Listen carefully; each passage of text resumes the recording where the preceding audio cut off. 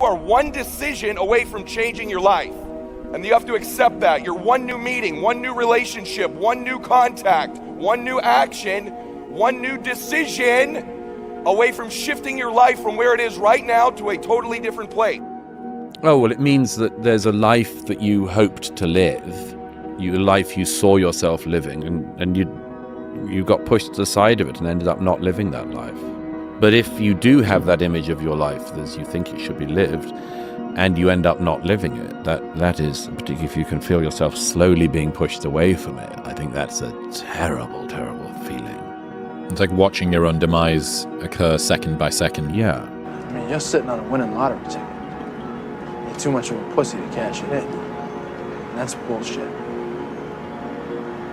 Because I'd do fucking anything to have what you got. So would any of these fucking guys. It'd be an insult to us if you're still here in 20 years. Hanging around here is a fucking waste of your time. What do you want to do with your life? Because you got one life. It's going by quickly, and this is something that you need to get on it.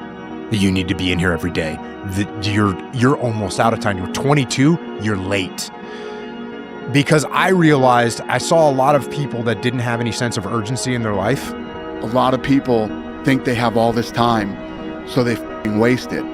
And they never go out and do what they really set out to do or accomplish or do anything great in their life. You think when you're young that you have all this time. You have no time. There's no time. I mean, one of the quotes on the wall in the gym in there is, there is no tomorrow. From Rocky 3, there is no tomorrow. F*** that shit. Let's get all this shit done today. Again, I'm nervous for I'm gonna go speak or something. I got a little thing in my wallet. You're gonna die one day, McConaughey. And I'm like, oh, that relaxes me. If I'm going in, complacent, I got another note and tell myself, what you're about to say and do will outlive you. So you better fucking do it well. It's time to wake up. Wake the up, bro. Enough with the bullshit, enough with the excuses, enough with the nonsense, enough with being in a situation where you're always complaining, where you're always pointing fingers. Point the fingers at yourself. The life that you have is the life that you chose. If you don't like the life that you have, it's your damn fault, dude. Change. Make different decisions. Hang out with different people. Instill some discipline, some habits.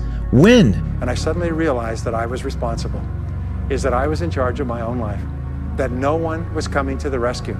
The biggest mistake you can ever make is to ever think you work for anyone else but yourself. What have you got to lose? Exactly.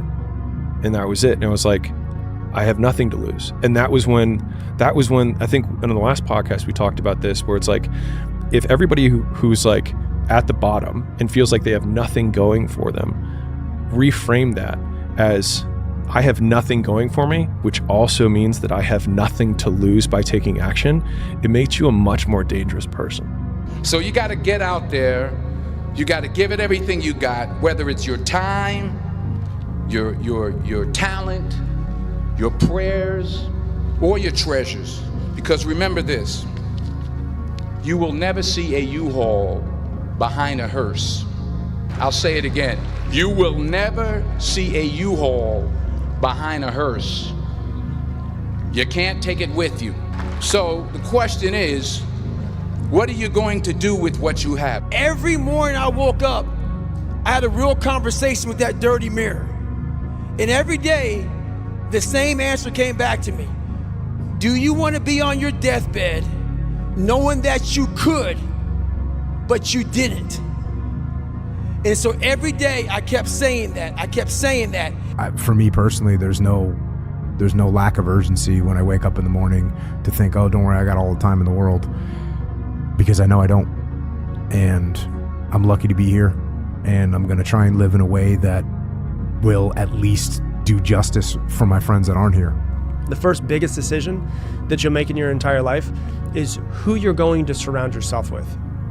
The people that you surround yourself with, your friends, your family, everything. Because you become who you surround yourself with. And so this is one of the most important decisions that you ever make in your entire life, is the people that are in your life. You will either rise to the standards of people around you, or you will lower your standards to people around you. I don't know why it tends to be this way, but for most people in most circles, it's usually they need to lower their standards. Lives. It's not your conditions, it's your decisions that determine the quality of your life. I had pretty rough conditions growing up, to say the least, but I turned those into good conditions because of a mindset, because of certain psychology, because of certain decisions. It's been decisions along the way. So if you look at your own life, yours, mine, anyone's life, anyone listening or watching, you have to be honest and say, I'm a creator. And if I don't like what I have, I've gotten here by the decisions that have created that. But risk must be taken, for the greatest hazard in life is to risk nothing. The person who risks nothing, has nothing, does nothing, is nothing. I found that nothing in life is worthwhile unless you take risks. Nothing. Nelson Mandela said, "There is no passion to be found playing small and settling for a life that's less than the one you're capable of living." Now, I'm sure in your experiences in school and applying to college and picking your major and deciding what you want to do with life, I'm sure people have told you to make sure you have something to fall back on. Make sure you got something to fall back on, honey. But I never understood that concept, having something to fall back on. If I'm going to fall, I don't want to fall back on anything except my faith. I want to fall forward. You are your own worst enemy. You waste precious time dreaming of the future instead of engaging in the present. Since nothing seems urgent to you, you're only half involved in what you do. I realized that I was the true devil. I was the one holding me back. I was the one looking for the scapegoat. And I was the one looking for all these ways to say, it's okay, David. You're a loser, you're a born loser, so it's okay. And I was hoping my dad was gonna give me that confirmation. And he was a loser himself, but at the end of the day, when I left there, I realized, well, shit, man, it's on me. My dad's f***ed up, my mom's f***ed up, the people around me are f***ed up. They're not gonna save you. You gotta fucking save yourself, my friend. Enjoy it. Make the best of it. It's even briefer than that. Each moment just disappears. It's gone. There's only a present moment, and it's gone instantly. So if you're not there for it, if you're stressed out or you're anxious or you're thinking about something else, you missed it. So any moment when you're not in that moment, you are dead to that moment. Life is going to play out the way it's going to play out. There will be some good and some bad. Most of it is actually just up to your interpretation. You're born, you have a set of sensory experiences, and then you die. How you choose to interpret those experiences is up to you. And different people interpret them in different ways. You don't need the money until after you make the decision. Person say, I want to take a trip, and I'm going to go as soon as I get the money. You don't need the money to make the decision to take the trip. I'm going to start my own business as soon as everything's right. Things are never going to be right. You've got to make a decision. Now, you see, when you make the decision, everything starts to change. I need to strong arm myself, put my damn hands on the wheel, look in the mirror and go, it's on you. Because it is. At the same time, when I came out of that, I was like, oh, those two aren't mutually exclusive, the self-reliance and belief. I heard God applauding, going, thank you. I need more like you that go, yes, I'm responsible. The choices I make today have to do with where I'll be tomorrow.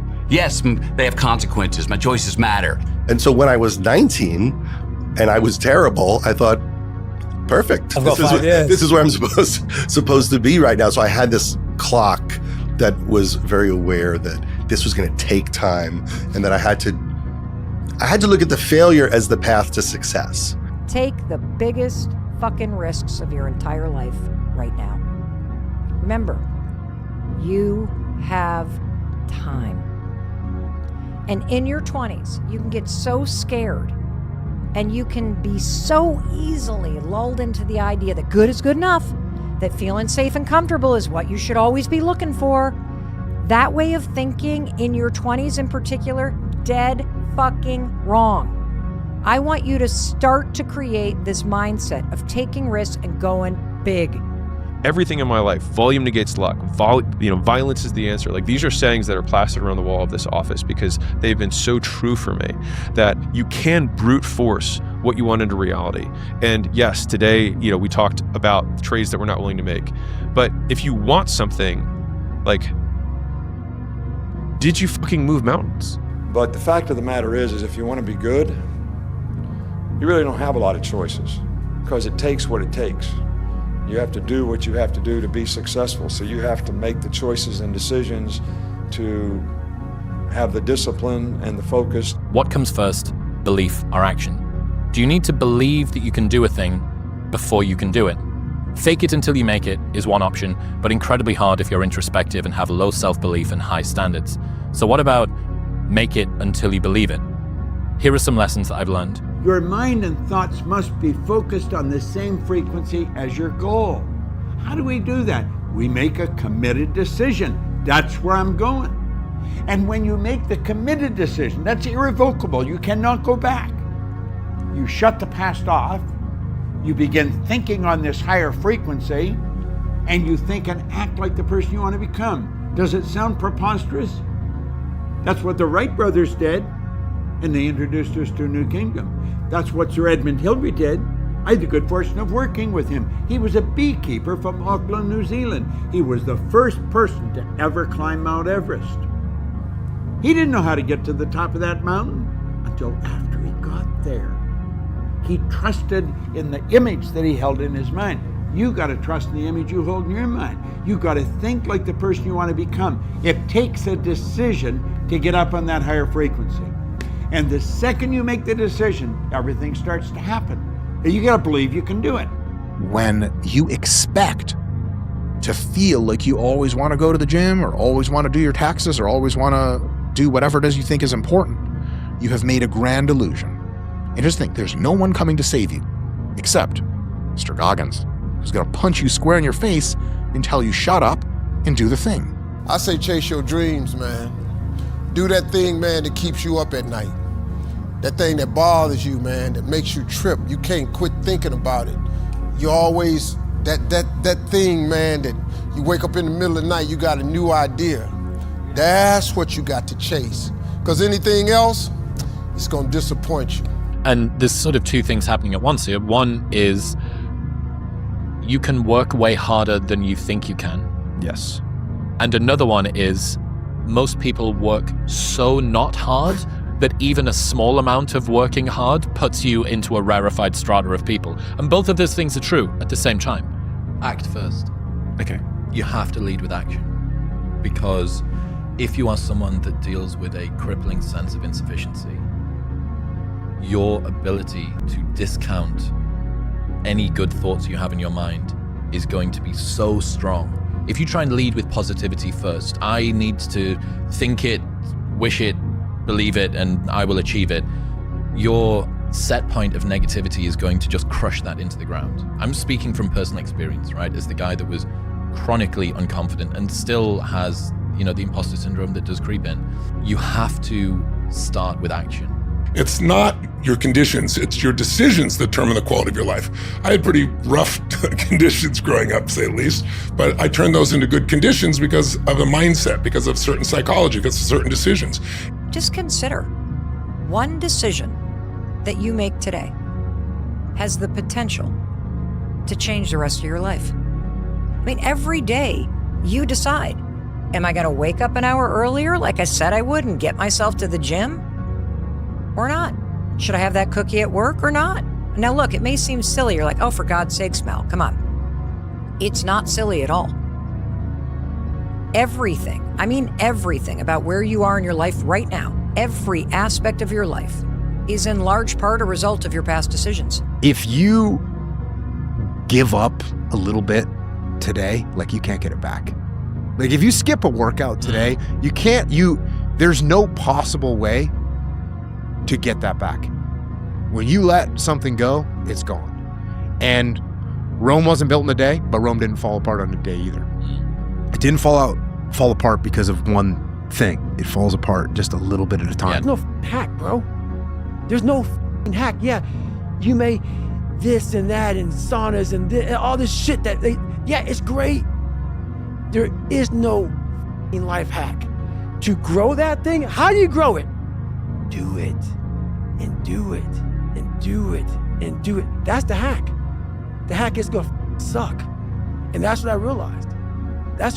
Life, That's why I wanted to come on here today. I didn't want to come on here and talk about no passion and purpose and how to get the out of bed, how to hit a alarm clock, and all this catchphrase bullshit. Because that wasn't how I lived. That wasn't how I lived. I woke up like every human being does and goes, man, I'm a piece of shit today. How the hell is this gonna work out for me? And you fight that. You don't override it. Kobe Bryant practiced at 4 a.m. when no one was watching. Warren Buffett sat in a quiet room in Omaha reading. 80% of his day was spent studying financial statements, reports, and books. They trained while no one was watching. They built without broadcasting. They worked in silence so they could rise without noise. So, whilst everyone is putting pressure on visibility, feel comfortable becoming invisible. You know, there's a theatrical element to the social world, which I embrace and I think is kind of fun and interesting and is part of the 48 laws of power. So when you enter the world, you're not yourself. I think it's a mistake people make. They have no distance between their inner self and their public self. So they enter the work world and people are different and weird and stuff, and they take it personally. And I try to instruct people, it's not personal, it's a game. People are wearing masks. It's like something from the 18th century where people are in costumes and they're in theater and they're performing. People are constantly performing. I had to invent a whole nother human being to get outside of my comfort zone. And that human being became Goggins. Goggins is like the guy that walks out of the phone booth. He's like that Superman that walks out of the phone booth. And I was talking to my fiance today about, it's kind of strange how sometimes I have a conversation between David Goggins, and Goggins will tell David Goggins about the shit he's done. And David Goggins like, what the hell, man? Why are you doing that? That's nuts. So it's kind of this battle between trying to find more of yourself, knowing that the real you is afraid, likes comfort, likes living in a world that is that likes to pat you on the back, give you the things that you want to hear, not the things that you have to hear to get better. Self-esteem is earned by yourself, with yourself. What people have said has zero impact on your self-esteem, and telling people they're great or not great does not change it. The way you develop esteem for yourself is by doing difficult things that you know are right. When you do something that you know is right, even though it's difficult, your esteem for yourself grows. And I've got to make a decision, and when you look at the root word of decision, it's decadere, which means to cut off. I'm going to cut off all other options. You know, I'd heard like Will Smith say there's no reason to have plan B because it distracts from plan A. Like, it's got to be the thing. And I was like, oh my God, I got to commit to this thing. I can't have any more feelings of like, I'm going to go back to working for someone else. Like, this is my life path. I'm either going to succeed at it or I'm going to die trying. And I was like, and I sat there and said, this is my life. I said, this is my life. You are exactly who this is it. And I said, this ain't gonna be it for me. So in that restaurant, I quit my job, left my canister in that restaurant, my spray canister, got back in my Ecolab truck, and I went home. And I started working out like somebody, I became the most obsessed person on the planet Earth. All you have control over is how you direct your attention and how you comport yourself. What are the actions that you're taking, how you're responding to the world around you. And when you drill that down into the tiniest little things that you're doing every single day and try to repeat that with just rigorous, relentless consistency, that is how you move mountains, that's how you build mountains, that's how you change your life. It fucking sucks, and I wish it wasn't that way. I didn't do them willingly. I did them because I was in so much fucking pain that I was boxed into a corner and felt like the only way out was through. We don't rise to the standards we have when others are watching. We fall to the standards we have when no one is watching. The only work that really matters is the work that no one sees. It shows you who you really are rather than who you say you are. Is know that when no one's watching, I work harder than when they're watching. And thinking about it like that has given me this persistent and ever-present scorecard or third party that's like, no one's watching, which means now you have to work because otherwise you're full of shit. I feel to be at the pinnacle of any game. In whatever you do, you've got to be a little bit gone. to it. You're not all there. You've got to be almost insane to your craft. Not a lot of people can understand that. That's why I don't know about nothing else. I do not pay attention to nothing else. There was games of football on yesterday, there was rugby, there was this, there was that. And like normal society is like, let's talk about this, and let's engage in this, and I can't do it, I just don't, people are talking to me, and in my head I'm counting something. I'm counting up a number, or I'm knee deep in a sequence on the mat, or on the feet. That's my life, sequences and numbers, nothing else. I cannot pay attention to nothing else. I believe in this is for me, and that is not for me. And because that is not for me, if you do trespass into my space upon me and my family, I will do my best to cause consequences. And I'm gonna let you know that. I hope that's apparent.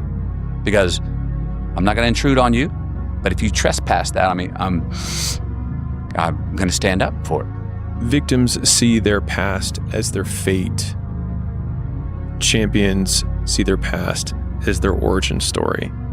And so a lot of people are living through their origin story right now, or they're living through the very reason that they'll never be successful, but it could be the exact same situation.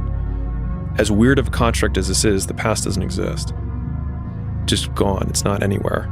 And so the only thing that we absolutely have control over is the actions that we take right now. And it only matters if you make it matter. Here's the truth. One decision can separate who you were from who you're becoming.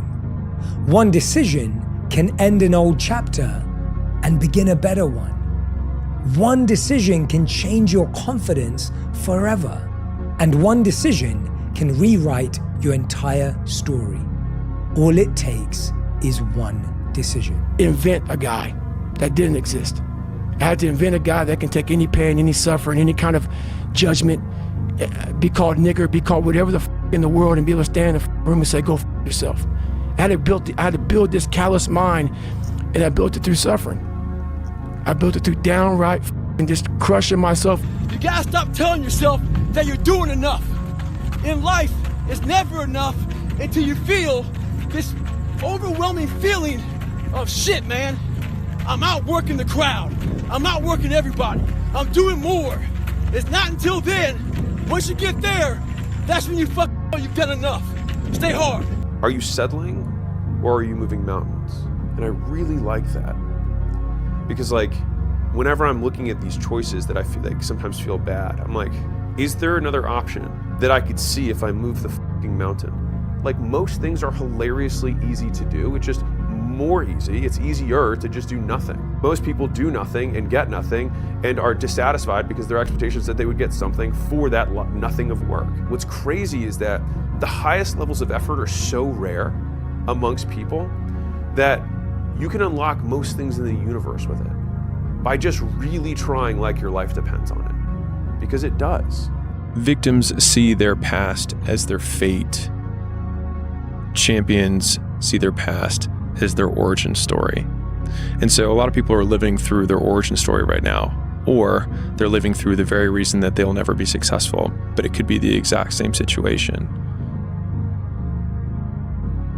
And the only difference between either character is the actions they choose to take, which means that if you're, using Joe Rogan's frame, waking up in your main player character today in this moment, as weird of a construct as this is, the past doesn't exist. Just gone, it's not anywhere. As somebody who doesn't believe they're particularly talented, it's all the more important that I outwork everyone in the room. You have to bleed in order for it to be the highest expression of what you're capable of. Talent doesn't matter. You have the ability to outwork everyone in the room. And one of the things that took me a very long time to understand was that the things that dragged me down were not the things that I thought they were. Because the heaviest things in life aren't iron or gold, but they're unmade decisions. They're the things that weigh us down. They take up all of our attention, all of our brain power. And so right now, there's probably a handful of decisions that you know you need to make that you're just not. If you want to feel yourself go so much faster than you ever have, just decide. My biggest fear in life is if there is a final resting place in this world, and there's a final judgment, and you talk to something much bigger than you. I don't want to sit down and have a conversation with someone with something that says, you're in heaven, this is what you should have been on earth. And are you really in heaven now, or are you in hell? Thinking about how much I left on the table for fear, for not willing to go over the wall. And I would rather fall short of a big goal and consider myself a failure than lower the goals to the level which I can accomplish all of them just so I can feel like I'm a success. And it's less about the goal setting, and it's more about the mindset of being okay being the failure. Because what it does is it frees you to imagine bigger, take risks like you never imagined you could before, because failure is not the thing you're afraid of. What makes you an achiever is anticipation. You've learned by a long time, anticipation is power. Why does the kid win every time? Is it because they're smarter, faster, younger? No, it's because they played this game before. They can anticipate the first bad guy's here, the second bad guy's here. You're in reaction, they're anticipating. So it has tremendous power. So it's addictive when you learn to anticipate. And it's also a great skill set for business, for life, and so forth. I always tell people, you're running a business, you're always running two businesses, the business you're in and the business you're becoming. If you only focus on the business you're in, someone's gonna replace you. What you scared for? Huh? What you waiting for? Like, you think time is on your side? Time is not on your side.